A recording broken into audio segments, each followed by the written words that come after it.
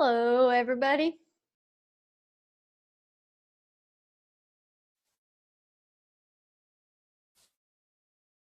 Mm, Did anybody, can you hear me? Okay, Yes. thank you. Just need to make sure that I am on. Good to go.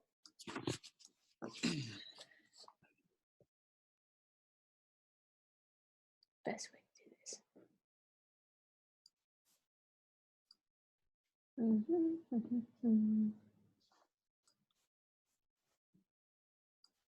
cancel that.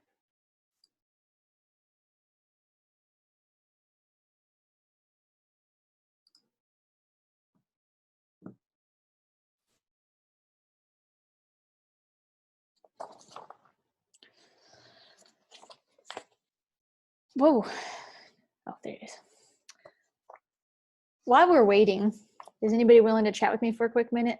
I don't remember where we left off the last class. Can anybody look at your notes and figure out where we left off? I think we finished with psychology pricing.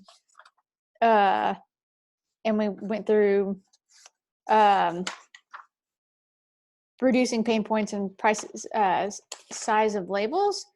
But did we go through the other pricing strategies, or did we just only talk about psychology pricing? We got through the 3 pricing strategies. By 3, what do you mean? Psychology of pricing, pricing at a premium, and pricing for market penetration. Okay, so there's a few more. We'll finish those today. So we went through pricing at a premium and market penetration. Yes. All right. Okay, perfect. So we'll start there today. Well, we won't start. We'll start with the exam, but have your afternoons been good?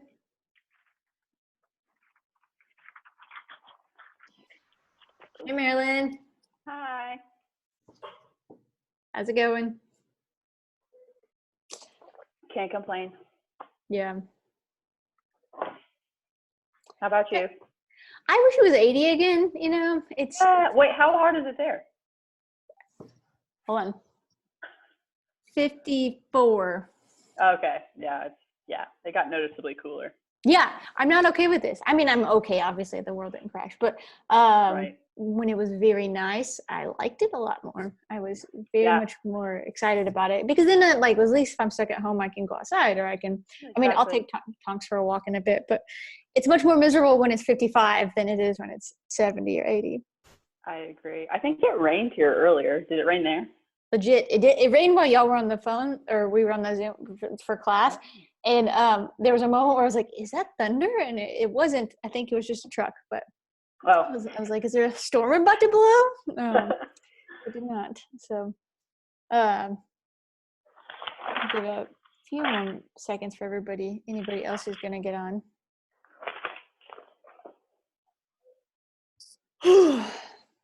It also feels like this should be nap time and we're in class. So I just want to point that out, that this would be a great time to take a nap. It's 55 and cloudy outside, everybody. That's how I feel about that. Yep.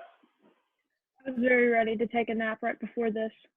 Legit, at 1:15, I was like, it's a nap time. And I was like, no, because if you get tired, you're going to lay down and you need to look at notes for class. And so then instead I started some laundry and looked at my notes for class. Right. You know, I want to be slightly prepared for you guys. There's a lot of people on, but there's a second page. There we go. Oh, yeah, so we have 22 people. That's almost everybody, if not everybody. Okay, so you all should see your exams online, or your exam grades online.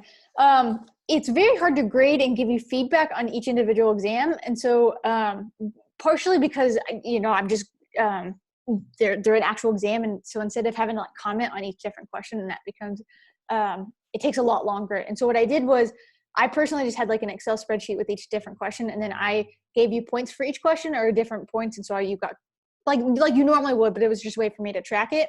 And so your grades are up.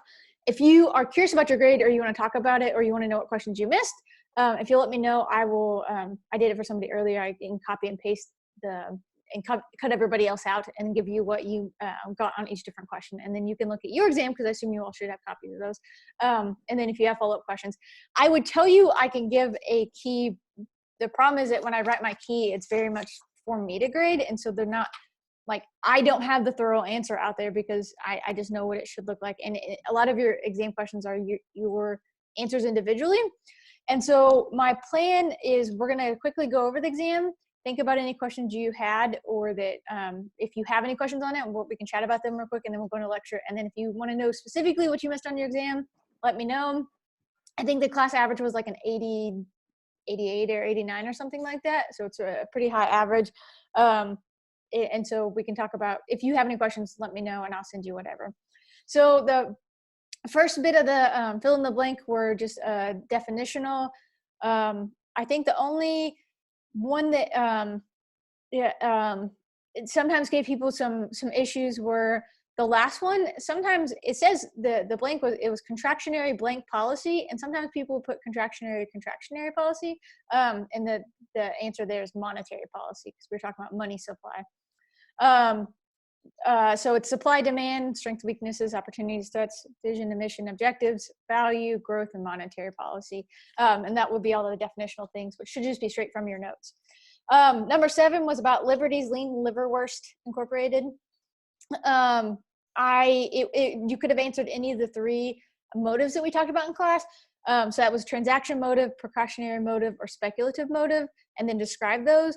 Not everybody totally defined those words for me. And I don't remember how I ended up grading that. I think it was, if you didn't give me the word and you mostly explained it, I think you got almost all the points, if maybe just 1 point off. The idea is sometimes there were people who gave other ones, and that was on a case by case basis. I tried to give as much, like, okay, you had some kind of definite understanding of that. Number 8 was about the 2-firm concentration in the Herfindahl index. The 2-firm was 58%, and the Herfindahl index was 0.2348. Those indicated it was an oligopoly. We talk about market concentrations, understanding how concentrated the market is, and so it thinks about, and I think, defining what an oligopoly is. The market concentration is looking at how can any one firm determine prices or quantities on the market. And then if there's anything, and then the final thing was, what do you do to address it if the structure, if there's a problem? And so sometimes people didn't always answer that question. So that would be something like the government could have some intervention or some policy to address that in some way. Number 9 is low cost leadership and niche. I think most of you had a firm understanding. Again, it was a lot from your notes. One of the things that sometimes people got points from my stuff was because it asked to provide an example of a firm or product for each of those 2 different types of goods. And sometimes people didn't provide an example. So an example of low cost leadership, Walmart, or Dollar General, niche, Whole Foods or Goop, or what was other products, like high-end clothing and things like that. Number 10, I'm just going through these. If y'all have questions, either hit me up or wait to the end. Number 10 is Grumpy's Gumbo Guppies, is lagging behind other firms. What strategic actions? So there was a list of seven strategic actions we talked about in class. Those were horizontal expansion, diversification, vertical integration, innovation, prospecting, protecting, and partnerships. And so any 2 of those.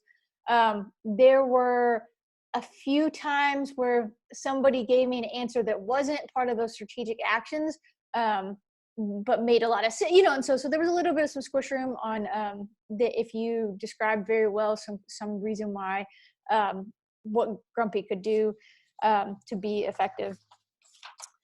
Number 11 is,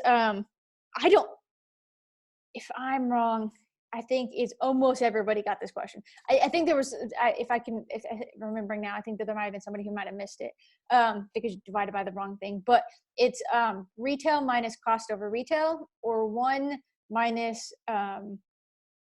cost over retail. And so it should be 15%.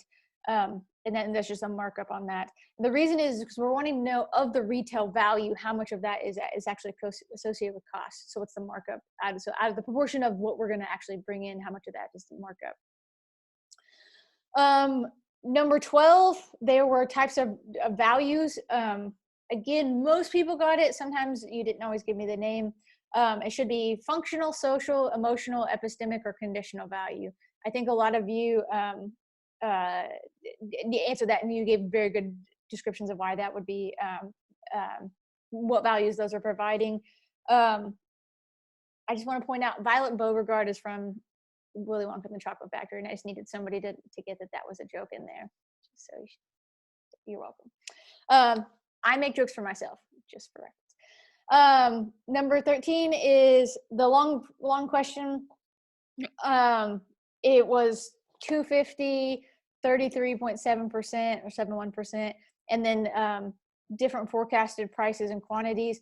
And then the same thing, and then 13% raise. It should have came just from your notes. Sometimes people didn't get everything on that. Are there any questions about that big long one before we move on? Because the bigger one is this. Most people got points on that. Some missed because you didn't always give me the sales quantity or sales. If I saw that it was in if you gave me your math work and I saw it was both in that, you got all the points. But that was a thing. So yeah. Number 14 is the game theory one, where we're talking about we do things, negotiation as a game, and then let's talk about it. So here's one where it caught a lot of people. So if you, I wish I had I don't have a dot cam. So this says case profits and John Deere profits. So if you go back to your exam, it should be, those are profits, and then those are the different prices they can choose. So case is going to make these numbers of profits given if they choose low price or high price. And John Deere is going to make these profits in here given they choose a low price or a high price. So the question was asking you what price should they do, high or low price, and then what profits. And so if we did I don't know, we'll just keep showing you. It's going to be flipped around, so I'm sorry about that. So if we go through our math, I don't think it's very clear. Sorry about that. You can look at your example of it, but it should be that they both are going to do the high price. And the reason behind that is because if you look at it, you know what, I could here. Hold because on, they're both going to get 55 grand, right? Yeah. So think about it, if they're both getting 55 grand, and then if they have any deviation to change. So if I'm Case and I'm going to get 55 grand, and so if I'm Case and I'm choosing high price, and you're John Deere, you're getting it $55,000. Do you have any incentive to switch to a low price? Because if you switch to low price and Case is going to choose high price, that means that you're going to get 45. Because the way I looked at it is like if either one of them chooses differently, like it would be either to make less money to sell more, or to make more money but end up selling less. So they would both be better off selling at 55 grand because they're just going to sell equal price. Yes, so that is true. I'm just walking through the actual, like, how to do the game theory component of it. So that is a logical reason why, is that if I go the other way, because what this chart is telling us is that if they both go low price, they're both only going to make $20,000 for their profit. And the idea behind that is they're going to sell fewer, or they're going to sell more just at a lower price, and they're not going to make as much profit because they're making their margin on their lower price good is a lot smaller. So this is this idea where sometimes you get into business and people are like, oh, we'll just drop our price to tank it super low and we're going to make tons of money. And that doesn't always work because of elasticity, right? It depends on how people respond to those prices. And so, which I didn't ask you to calculate, and I didn't ask you to do things, but that's the reason why. And so it was a national equilibrium because you had no incentive to move. Now I had a few people, I think, get confused and thought that those were the prices, was the 20,000 and 50, all those other things were prices, or in the way that they described the way it moved. So it should have had, or you could have had some kind of, highlighter circles. In classes, I would underline the values. And what you do is you get to two underlined values, and that's your national equilibrium.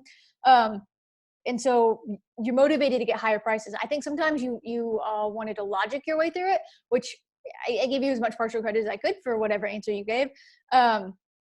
Because again, I get the point is like, hey, if we go lower, then they can sell they sell more. But the point is that they're not making as much money. And so it's just a way to think of it because this is real world. I mean, not Case and John Deere profits high and low, but legit, this is what happens. Like I had a guy, we were Hillshire, and they were like, oh, let's just take the price down. And I did some math on it and was like, I don't think we should.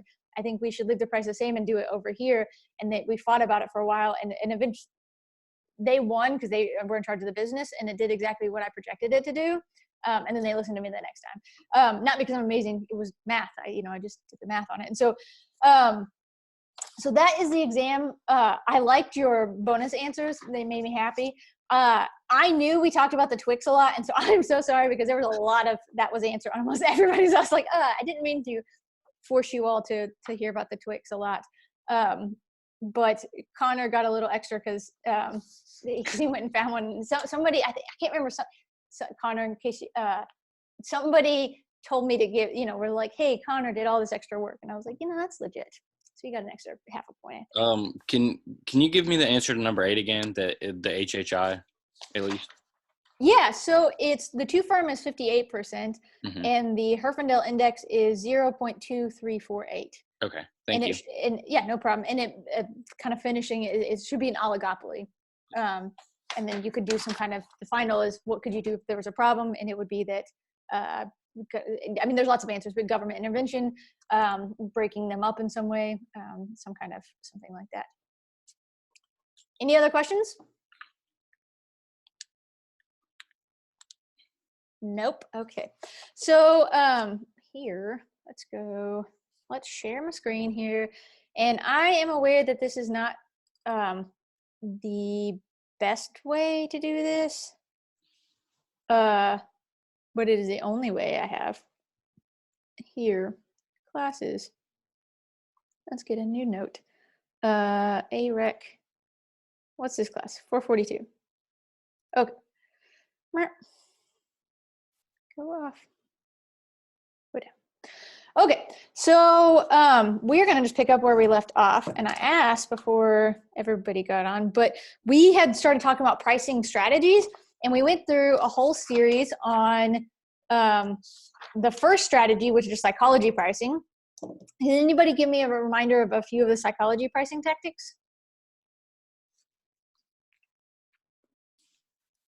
I know, it's been forever. You have to read your notes. Pricing by nines.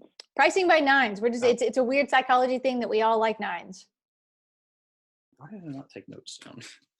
I have no notes. I have everything else, just not anything on that one. Anybody else want to give me another one? Size on price label. Yeah, the size of the price label. That's totally one. It's kind of like the psychology of like, we overlap, our mental brains overlap size of price and the perception of how big it is. So sometimes if we, put that's why you see car dealers do like 21,000, 309. So, it's like, it's still $21,339, but it's perceived as being less than. Anyways, what's another one? Price anchoring. Price anchoring. It's how we want to anchor the price off of somebody else. So like when we're negotiating, or that we give people this something to go off of, right? So my example was the fancy watches, that a $2,000 watch is really expensive to me, but you put it in a store next to a $10,000 watch, and now that $2,000 watch isn't the fancy version, it's the like moderate version. I mean, still $2,000. That's crazy, but you're not putting it next to like a more expensive version. There's a whole bunch of them. Somebody give me one more, and then we'll be done.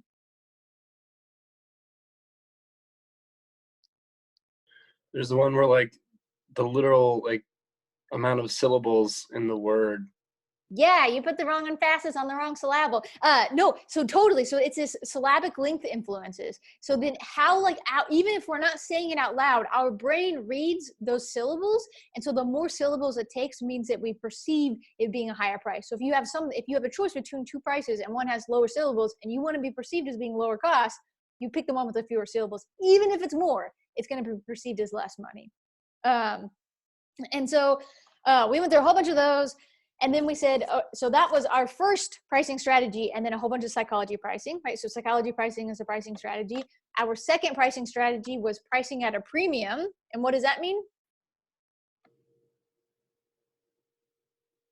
Somebody said that we went over this, right? Yeah. So what is pricing by premium?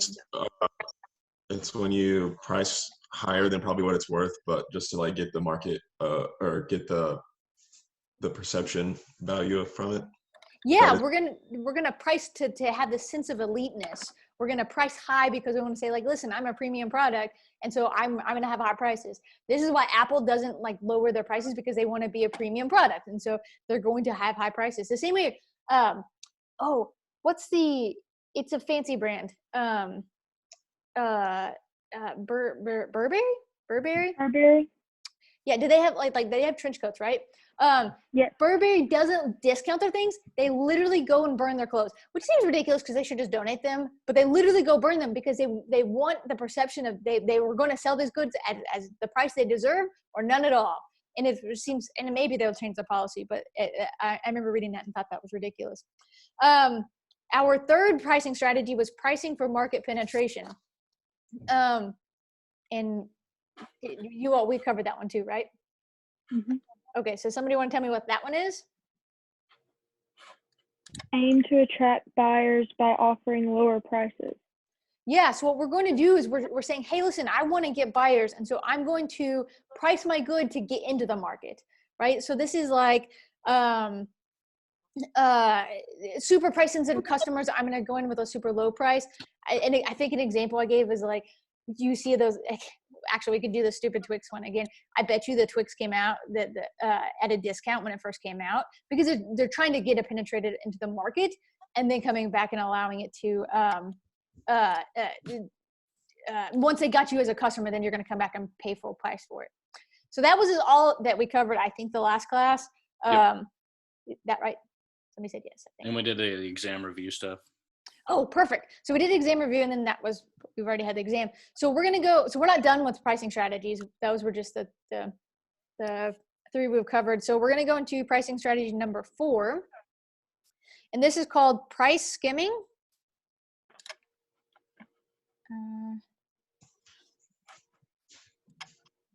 And this is set a high introductory price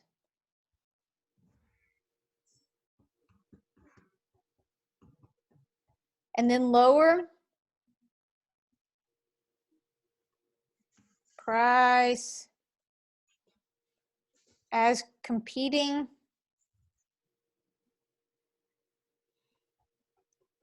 goods appear on the market. So price skimming is set a high introductory price and then lower the price as competing goods come on the market. And so what this is really doing is it allows you to maximize profits early on. So you're coming in, you're saying, hey, listen, I'm coming in with a super high price because nobody's competing against me. I can have monopolistic type of pricing because nobody else is in the market. I come in with my high price, I get all of the rents or profits that I can out of the market.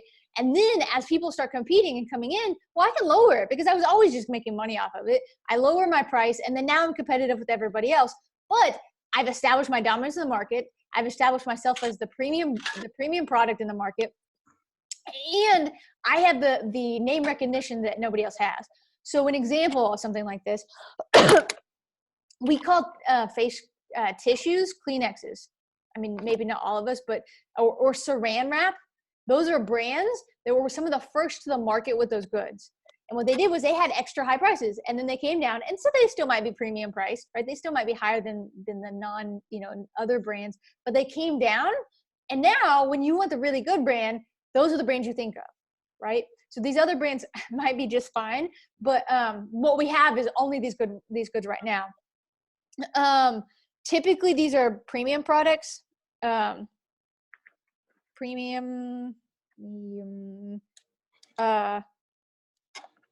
Products support this tactics. So premium products support this tactic. So what we have is this idea that think about like a car, like an AC or power windows was a premium product at one point. And they were only in fancy cars like BMW, like Rolls Royces, and then it trickled down to BMWs, trickled down until it got into Dodges and Chevys and Fords. So at one point, that was a price skimming. Like it was like, oh, you're going to pay an extra few $1,000s for these extra really nice things. How many of you have bought a car in the last little bit that didn't have power windows?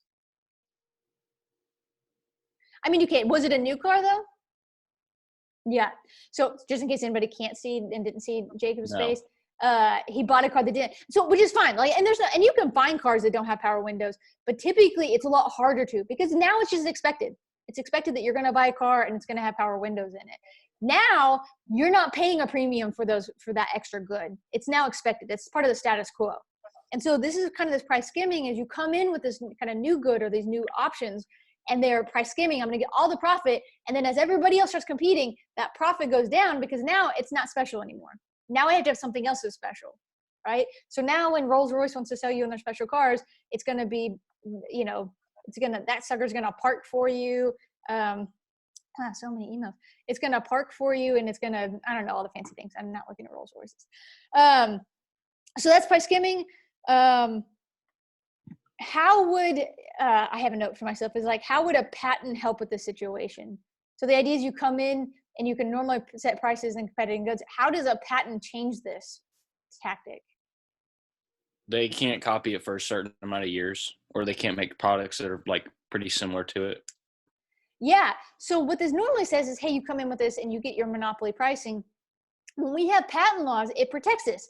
And so the concern that people have with patent law is that people come in and they abuse it, and then they set their prices really high, right? Or so the idea with like drugs is they say, hey, we spent so much money on research and development. We need these patents. We need them for a long time in order to recoup those costs. Well, some of the arguments are that you've already recouped your costs and now you're just making your money. And then you're basically taking it out of the backs of other people, which like maybe should, and like all that yeah. stuff. Yeah, no, absolutely. Well, especially if you think about like something like hold on, I gotta think about insulin. The two researchers in Canada came up with how to produce insulin for people. And they patented it, and they weren't getting money out of it.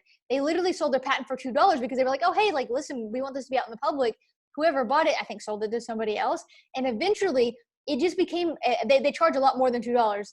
Like they are price skimming the market because nobody can copy it because they have a patent on it, but then they're making money off of it. It's called making rents. And so this idea is that sometimes patent law allows this monopolistic behavior, even when we aren't expecting it to, even for the justification.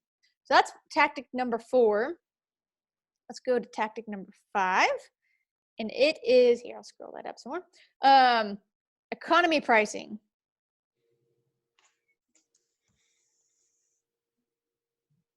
So we've had pricing at a premium. We're pricing for market penetration. We have price skimming, which is going high and drop down. Now we have economy pricing, and this is attract price conscious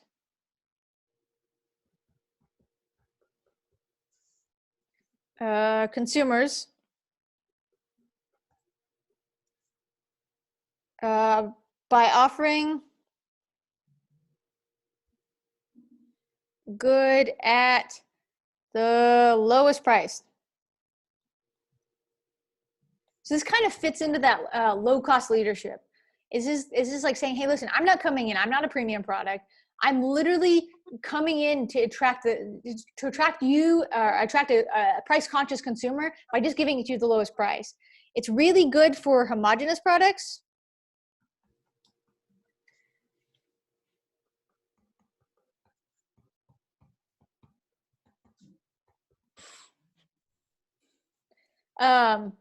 And scaled production.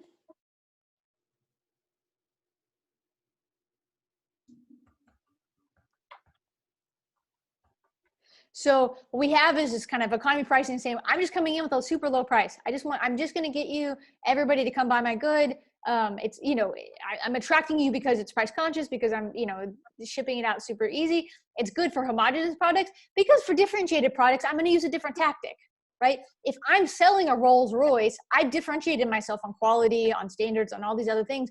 I'm not selling homogeneous good. I don't want to sell it to you at the lowest price. I want to make all the money I can out of it, right? So economy pricing is going to be good for something that anybody can sell. Tomatoes, corn, beef, something that I can't differentiate on some kind of quality standard. And I say, okay, and it's good for scale production. So something that I can produce large scale numbers of, because if I'm only producing, if I can only produce 2 of this good, well, now we have scarcity, and scarcity drives up the value. So again, it's not a good pricing tactic for scarcity. It's going to be, it's hard for, so it's good for all of these things, but it's hard for small businesses to use to compete. So the idea is economy pricing is going to be good when you have the scale to be able to offer that lowest price. The problem is when your business is so small, you can't keep up with the demand for the price you're going to get. And so it's really hard for you as a small business to offer that good or to take an economy pricing tactic, because somebody's going to come in and mimic you. Because if it's a homogeneous good, somebody else is going to get the scale even if you can't. So when we start thinking about the types of tactics, all of these things, we're thinking about who should do what. So if you're working for, General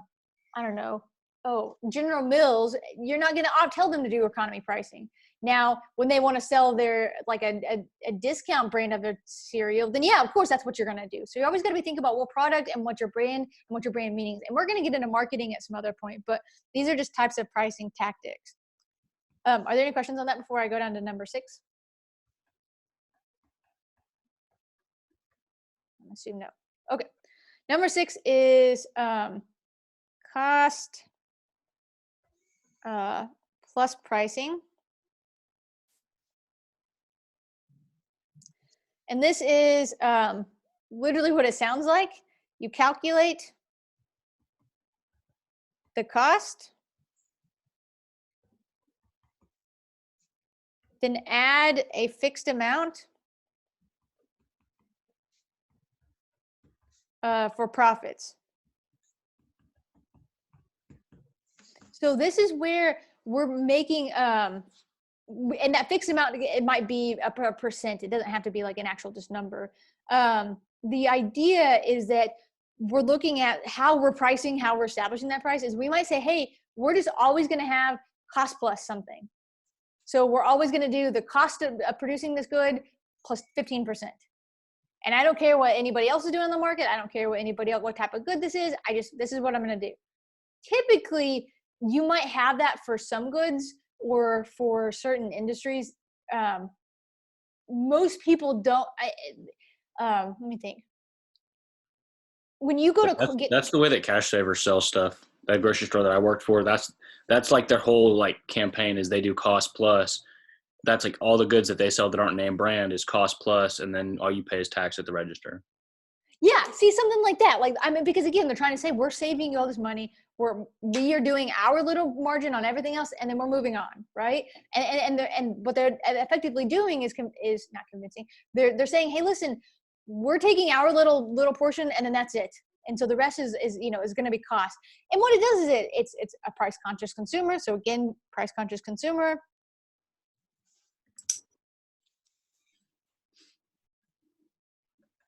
It's going to be good for somebody who could do things in scale, production, or CTION, or sales. Because the idea is it's going to be good for somebody who can sell a lot, or again, like if Cash Saver, that's like their tactic. Like, hey, listen, this is my entire mojo, is that I'm only going to do cost plus, right? So there was what was it called? Bob's, Dave's. Oh my goodness, I gotta think about it doesn't matter. It wasn't Fred's. I think there is a Fred's. It was this big kind of store that did a cost plus thing. And they literally were like, they had their cost sheets and they were like 15% plus of that. That's our profit, or 5% or whatever their profit was.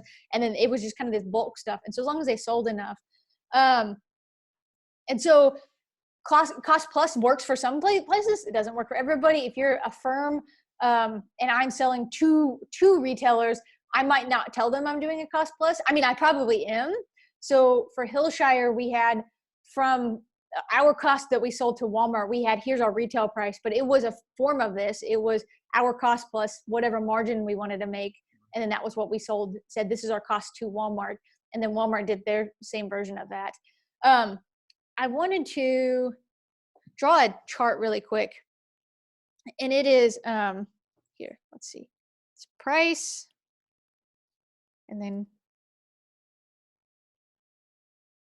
quality. We're going to have low. And we're going to have high.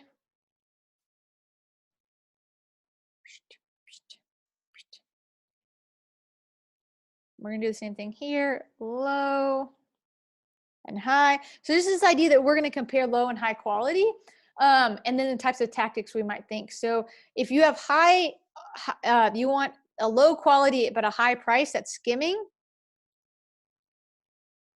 And we might also have high quality in there, but this kind of idea is that I'm going to come in that,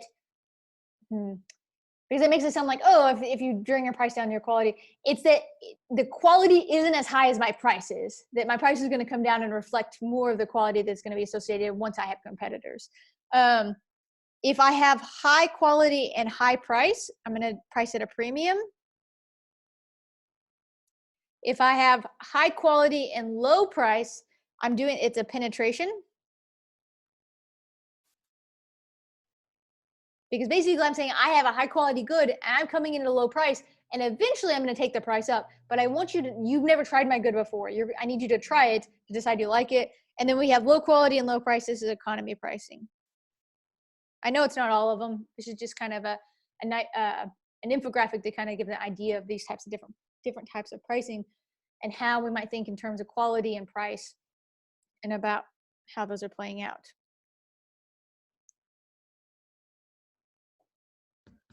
I'll let everybody take a minute to write that down. I'm going to take a drink. Are there any questions on that, by the way?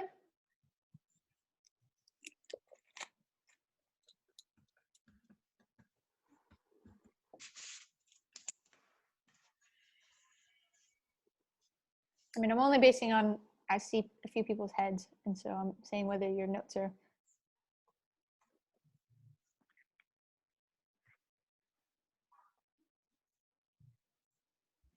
Okay.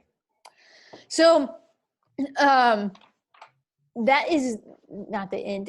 It's the end. That's the end of the world as we know it. That is the end of these kind of pricing strategies and deciding how to price things. But I want to back up for a minute because I skipped over this part because we had people in our class and I decided it was much more fun to talk about psychology of pricing.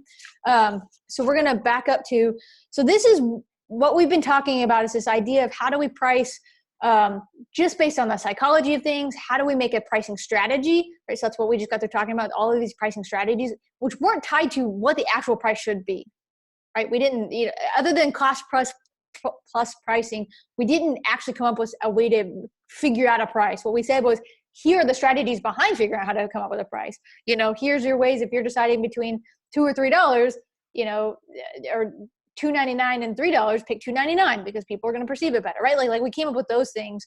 I wanted to back up to this idea of price setting. Hold on. Yeah, price setting. And we briefly touched on this. So our new section is price setting. And I'll tell you this, at Hillshire, we basically had like a list price that said it was kind of a cost plus thing. It was, here's our cost, here's our percentage we needed to make, here's our profitability, and then we needed to know that we could sell that many things, or we needed to know, if we could make our money back if we sold at those price points. I mean, there was a lot of negotiations going on. But sometimes just to be able to think about it, and let's get back into really old, back it up into your old time memories on economic thought, is that we typically, if you have all of your curves, where we price where marginal cost equals marginal revenue, right? And in perfect competition, that's going to be the equilibrium price. What happens though is we're not always in perfect competition, or if you're a monopoly, that's definitely perfect. And that looks like something like it's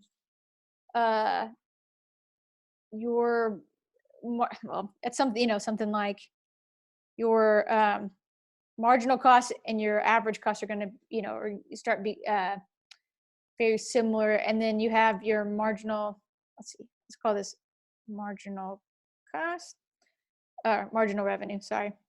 Marginal revenue, and then we have something like our marginal cost, and that's where we should price it good. In the market, oftentimes we're summing up over all of these marginal costs, and so that's how we get our supply curve. And then we're allowing the market to decide what those prices are, because typically we're price takers. But what I wanted to talk about really quickly was, not quickly, we're going to talk about it for the next however long I want to talk about it. We're going to talk about break-even analysis. And I'm sure that you've seen it in other classes. And so if you haven't, well, here's your lucky day. Break-even analysis. And what break-even analysis does is it says, determine the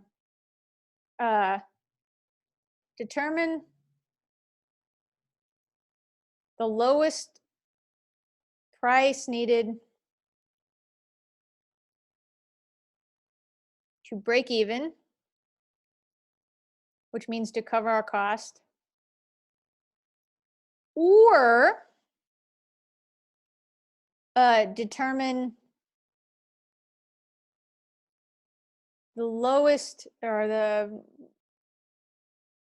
lowest quantity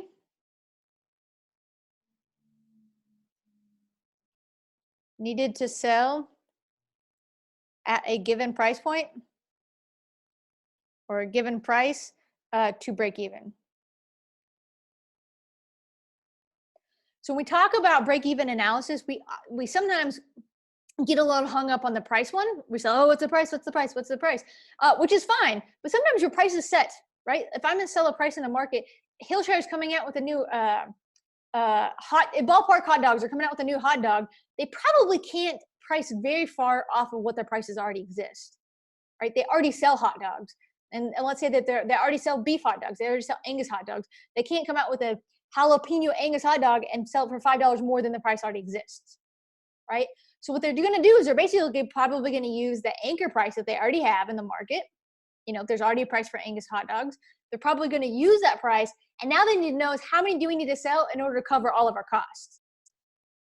And so we have to think about it in both ways, and not just in how do we figure out the price, right? But a lot of times prices are set, or we have these kind of other ways to figure out price. What I might need to know is how many units do I need to sell? Now, ballpark hot dogs, they sell a lot of things. So they can make a new hot dog and it'd be terrible, and they're probably okay business-wise. But if I'm Grumpy's Gumbo Guppies and I'm trying to come out with a new, guppy flavor for gumbo, I don't know, I make stuff up. What you end up getting is this, like, what the heck price do I need it to be? So it also allows us, as our fixed cost change, to address how many units we need to change. Here, I can give you a graph of it really quick. I was looking at my notes here. So we have something like number of units, and we have something like money over here. Let's say we sell 0 units, we make $0. So this is revenue. We're going to make money off of selling our goods. Here, let's get a different color. Red. So these are our fixed costs.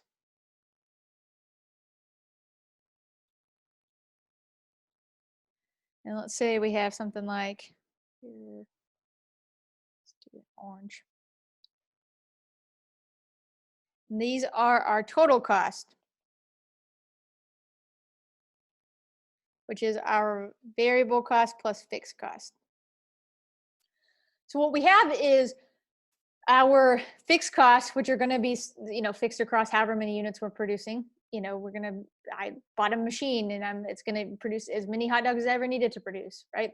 And I know there's depreciation and there's a limit to how many hot dogs are to produce. Well, let's pretend for a minute that they're all fixed up to a certain quantity, which really it stair steps up. And so what we have now is we know this is the quantity of units we should produce, and we're going to make this amount of dollars. So this is our break-even point right here. Is that at that point, selling that many units and making that much money, we're literally just going to cover all of our costs. Now, typically, our costs also associate like some, profitability or just to go away. How do I minimize? Some kind of profitability or something else like that. But what we're getting at is this is the bare minimum we have to do to produce. The alternative, I realize you see my notes, my emails. Whoops, or maybe not. Maybe I just saw my emails. But what we're getting is this. I'm gonna lose my train of thought. No, we're getting this break-even amount that we're going to be able to produce in order to sell the goods that we need to sell.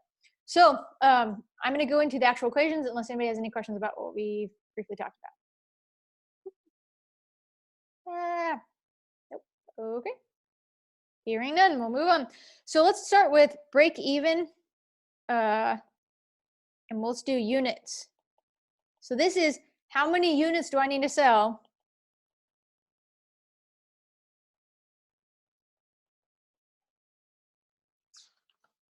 do I need to sell to break even? And so we're going to calculate that break even units by taking our fixed cost divided by our contribution margin.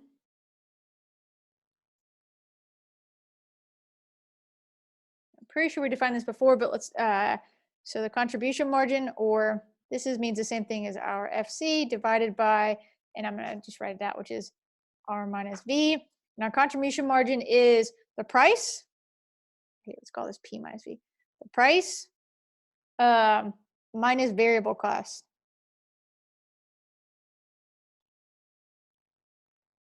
So the reason why we're not going to call that profit is it's not profit, because we're still paying for fixed cost.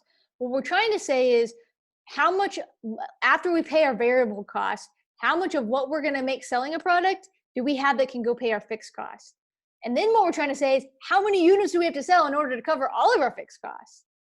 So typically we don't think of our fixed costs as having to pay off. So I don't think how many acres of corn do I need to sell in order to pay my tractor. What I think is how many acres of corn, we basically typically use that and turn it into like a variable cost, is that, or to pay my tractor payment. Maybe that's our cost. It's a fix across however many acres I produce. And how many acres do I need to produce to do that? And so let's go through an example, because I am like examples. That was a homework. That was an example. Sorry, I'm trying to remember if I had a homework for you for this, or because I have a set of notes here, and I don't know if it's from, I don't think I had homework. Okay, I have a second example, and I was trying to figure out if this was a second example for me or a separate example for something else. Okay, so let's do our example here is a cheesy one. We'll go through 2 examples here. So say the first one is there is a fixed cost equal $1,000.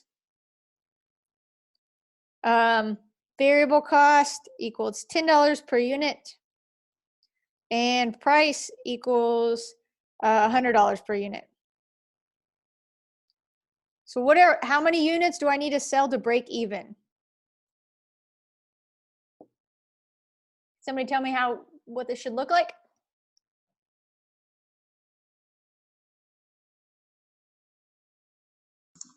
$1,000 over 90. Yeah, so it should be 1,000 over 90, which is 100 minus 10, or 100 minus 10. So it's the same as 1,000 over 90. Does anybody want to do that math and tell me what my break-even units are?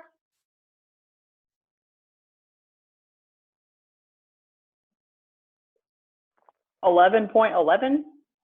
11.11. So we can't have 1/11th of a unit, right? Like we're producing something on a scale. And so typically we round up, right? Yeah, Because okay. if we round down, then we didn't totally cover our cost. Now, if we were on a continuous scale, we would say that at the 11th unit is when we actually broke even. And then the 11th.12th unit, we're actually making a profit on. And so that 12th unit is not totally covering it's a little bit above break even. But if we're going to be, we have to produce 12 in order to break even. So we're going to round that up. So break even equals 12 units. So what that means is that in order for us to cover all of our costs and to pay off our fixed costs, we have to produce 12 units. This is a question that, like, I swear, like, you start working somewhere, like, somebody's gonna be like, well, how many do we need? Especially if you're in a small step, like, how many acres do you need to produce? Well, I don't know, right? Like as many you need to pay off the things you owe on, right? How many chickens do you need to produce? How many cows do you need to produce? My dad asked me that all the time. I was like, well, how many cows do I need? I mean, you're adding variable costs all the time. Every time you add another cow to the herd, like we have to think about the break even. And so we sit down and figure it out. Let's go through another example, and I'm gonna give you the numbers and you all work through it, and then let me know when you're ready to go over it again. So our example 2 is going to be fixed cost add up to be something like 60,000. Our variable cost are producing good, our raw material, factor labor, marketing is something like 80 cents per unit. And our price is $2. So somebody tell me, you all work through it, and tell me how many units I need to produce in order to break even.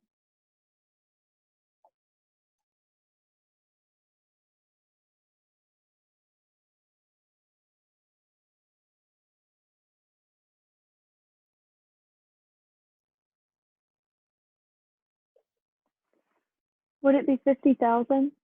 Yeah, it would be 50,000. I didn't see who said that. Whoever it was, 10 points to Gryffindor. There you go, Christina.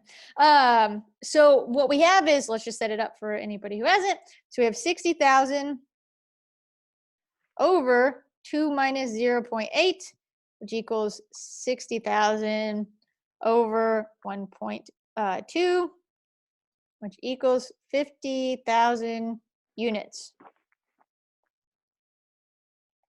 Now, let's say that this was in a year, right? Like, so this isn't saying that, like, you have to produce 50,000 units today, right? Let's say in order to cover our fixed costs for the year, we owe $60,000. That means in the year we need to produce 50,000 units, or a month, or whatever the case is.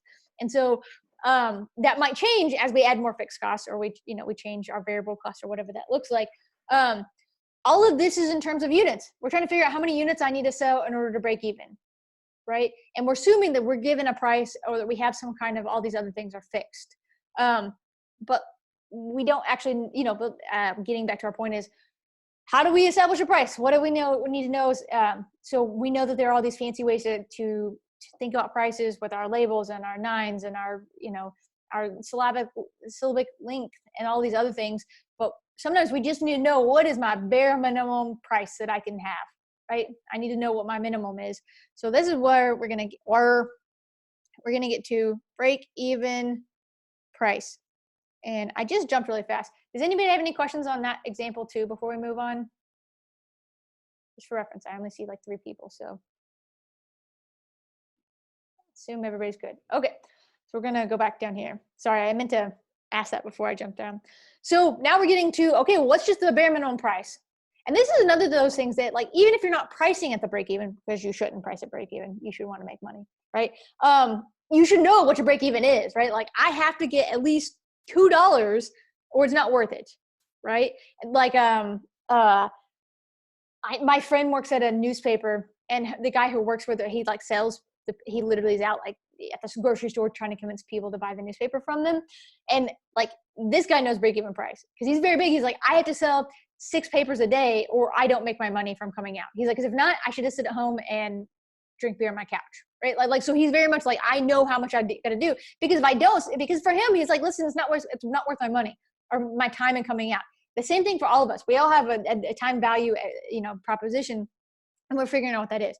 So for a break-even price, how we calculate it is, how did I just grab the other one?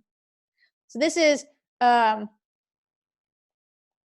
what price do I need given a set quantity produced? What price do I need given a set quantity to break even? So this is given that I'm producing. So before it was given a price, how many units do I need to produce? Here it's given a quantity, how much price is. And the reason why the quantity is fixed is, imagine that I'm going to produce on 10 acres. What's my price? Or I'm going to, I'm using my factory to its full extent. I'm going to produce this many units. What price do I need to be? It's that type of idea. So this is where the Hasty Rabbit Corporation makes boots for quick-footed rabbits and would like to introduce a new model called Swifty Feet. I think you all got an example of Swifty Feet on the exam. Is that right? Yeah, the Sweet Sneaks. That comes from this. Y'all hadn't got to this part of the notes yet. The corporate accountant has calculated the following. So we have a cost per pair of boots.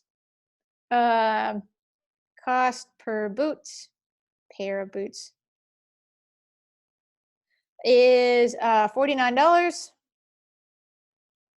I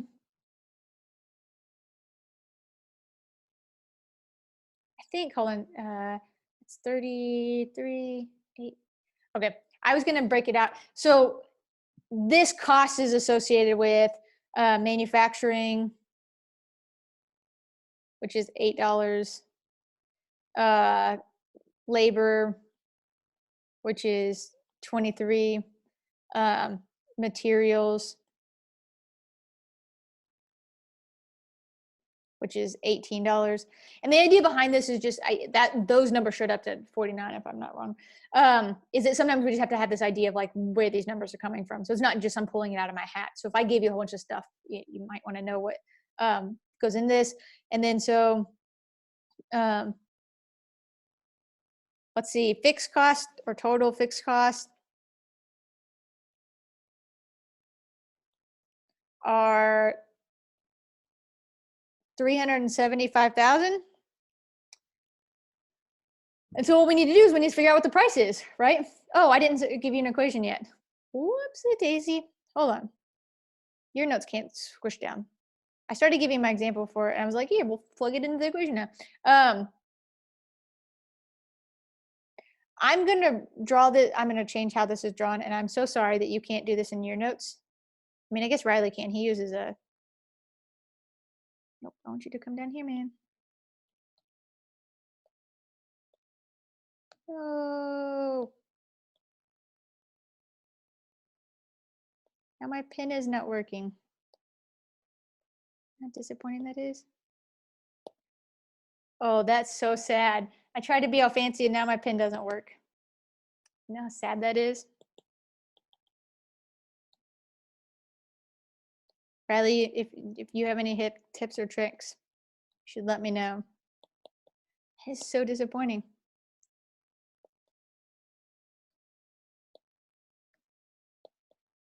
Okay, well, hold on, guys. Let me stop sharing that for a minute. Hey, but we're back. Let me jump off this. Let's take a break for a minute. Does anybody want to do your break? Let me close this. Does anybody have any food news? I have few food newses. Or if you want water or to do whatever you do in your house, Okay. I saw a commercial for the cookies and cream Twix. Did you really? That's ridiculous. It was with somebody really famous. It might have been Ryan Reynolds, but I don't know if it was. But I was like, whoa, they actually exist.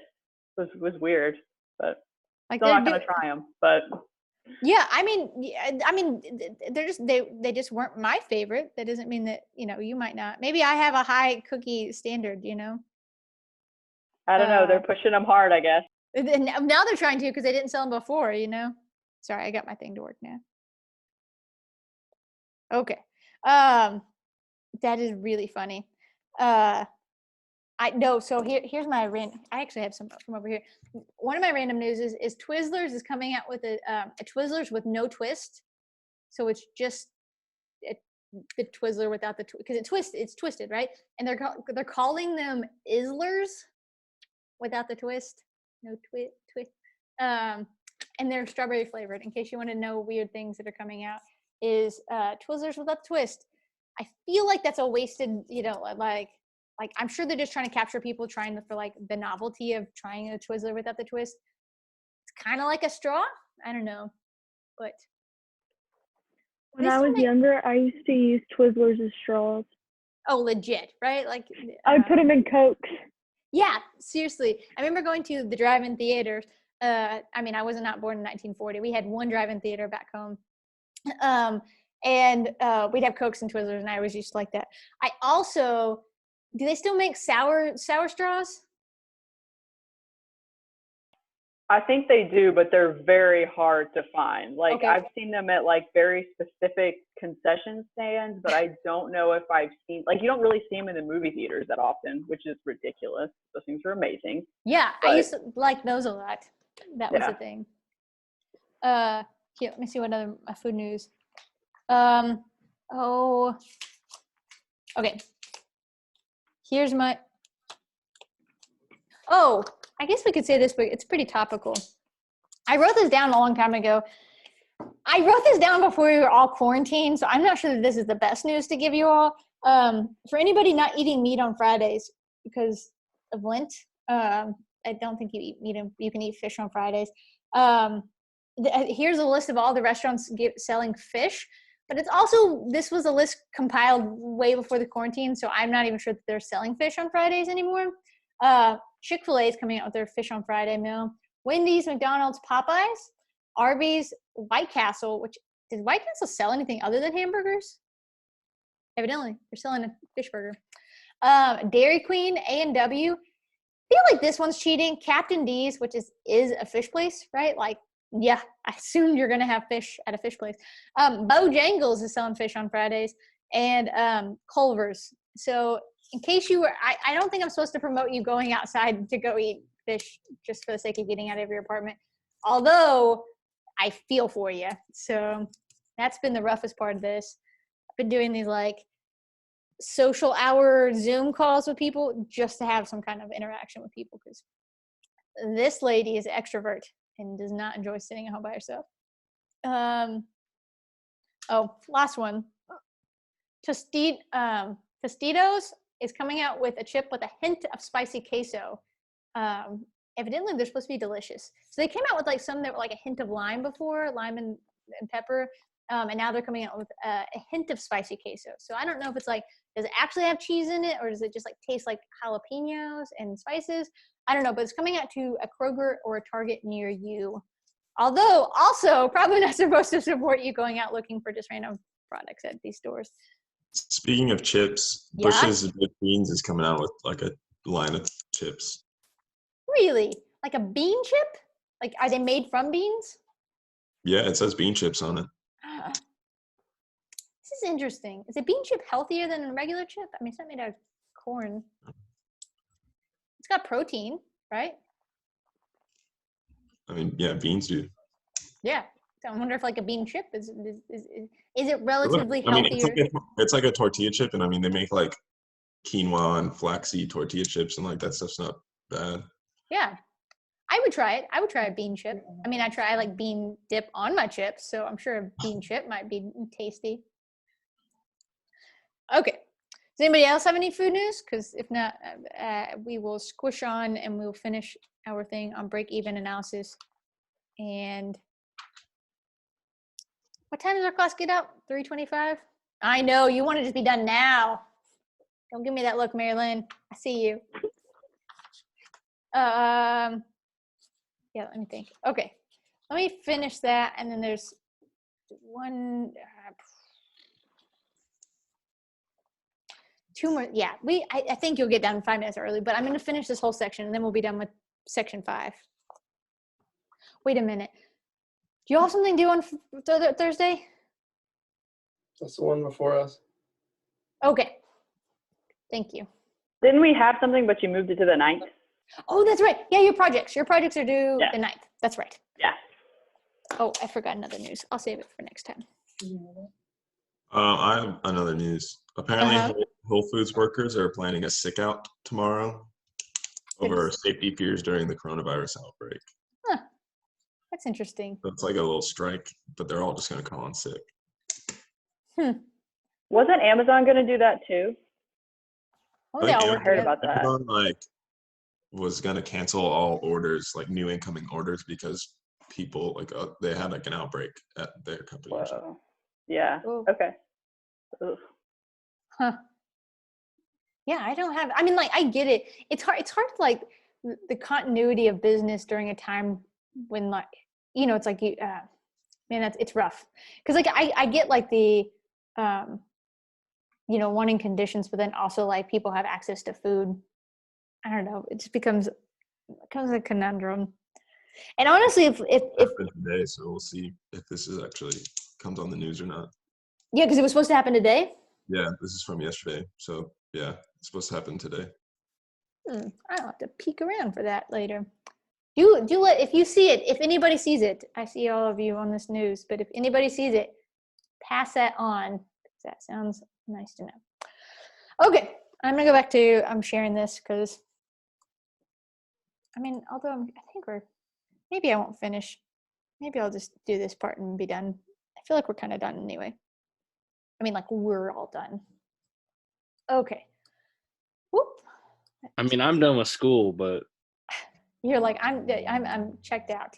I just registered for next fall and I only have 13 hours, so next year's a cakewalk for me. Yeah, how nice is that?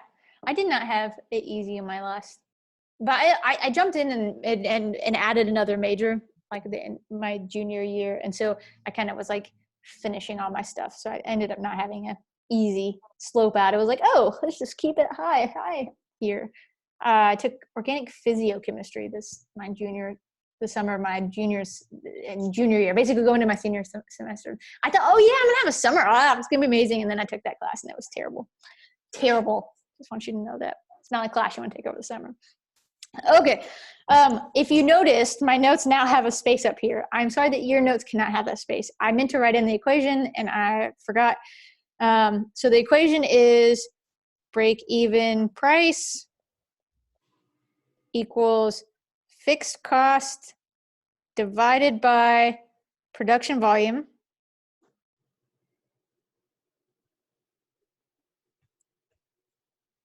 plus variable cost. And so this is where it comes in why it matters what that production volume is, the number of units we're going to produce, because we're going to have to fit that into our equation.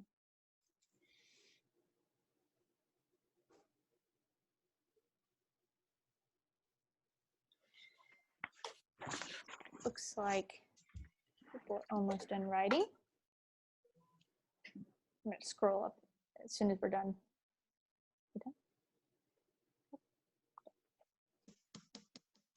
Okay, I think we're done writing that. So what we have is this cost per, so now going back to our example, we have costs, we have, these are basically our variable costs, right? Because they're manufacturing, our labor, our things that are only going into actual production. And then we have our fixed costs. And so for our example here is we're gonna have to set a production limit, right? What is our production volume?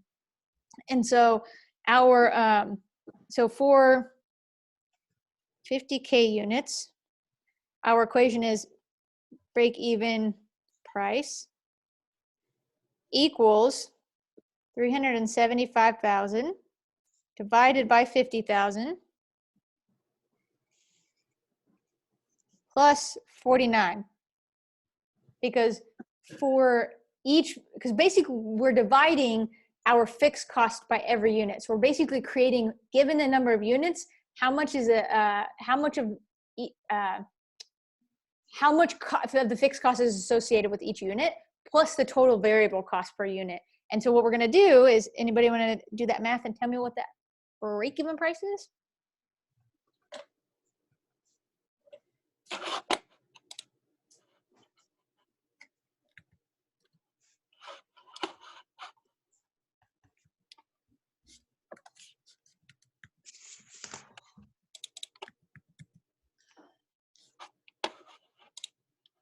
56.5. Yeah, so it's 50, oh, dang, boy. 56.50. So $56.50. That means in order to break even, to just cover all of our costs, we have to sell, who is it? Hasty Rabbit has to sell these sweet sneaks for $56.50.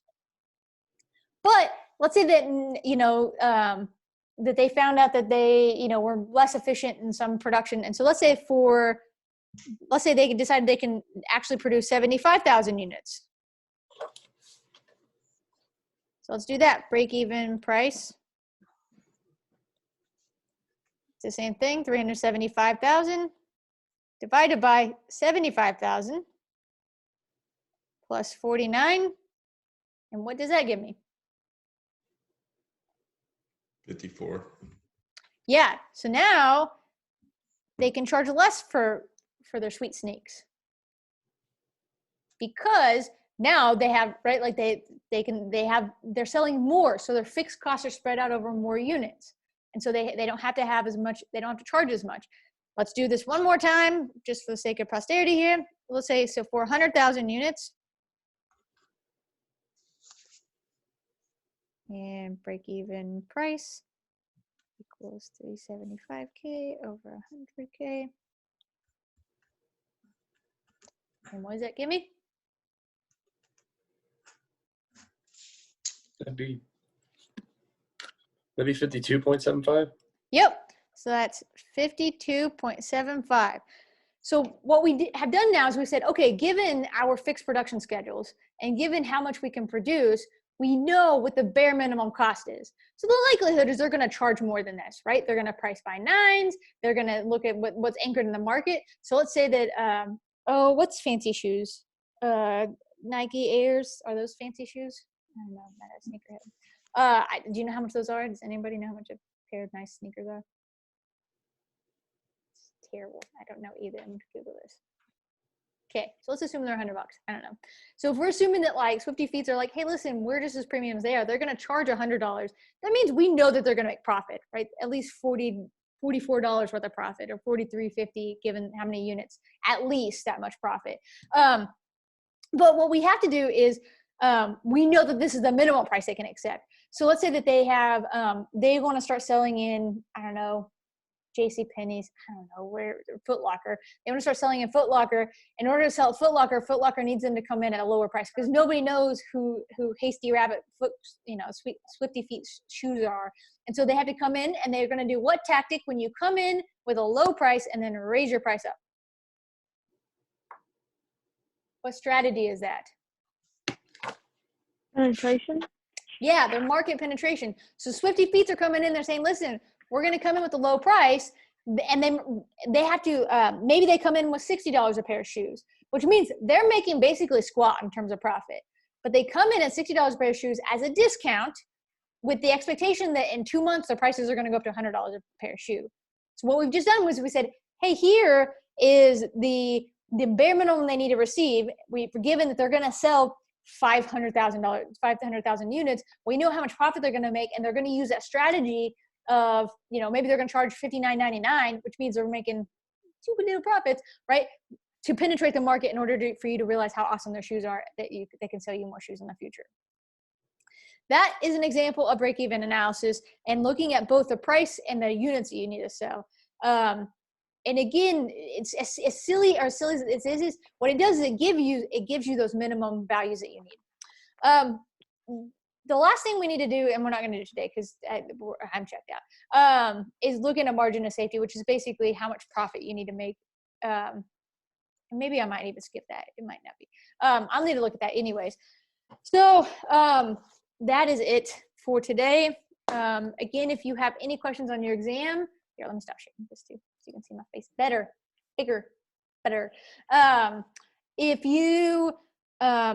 we have this exam. If you have any questions on your exam or you want to know specifically why you got the grade you got, please let me know. I'll send you a breakdown of your exams, what points you got on what question, and then you can follow up with any questions you have specifically. I hope you all have a lovely day, and I will see you on Thursday. And thank you for participating today. Anyways, And as always, if you have any questions or comments, stick around and ask them. So, bye, Marilyn. Bye, Jordan. Bye, Nate. Do you have like all our tests with you?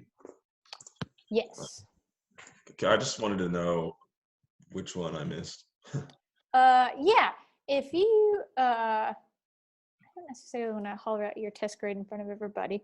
So either let's give it a second, see if everybody hops off, or I think I can.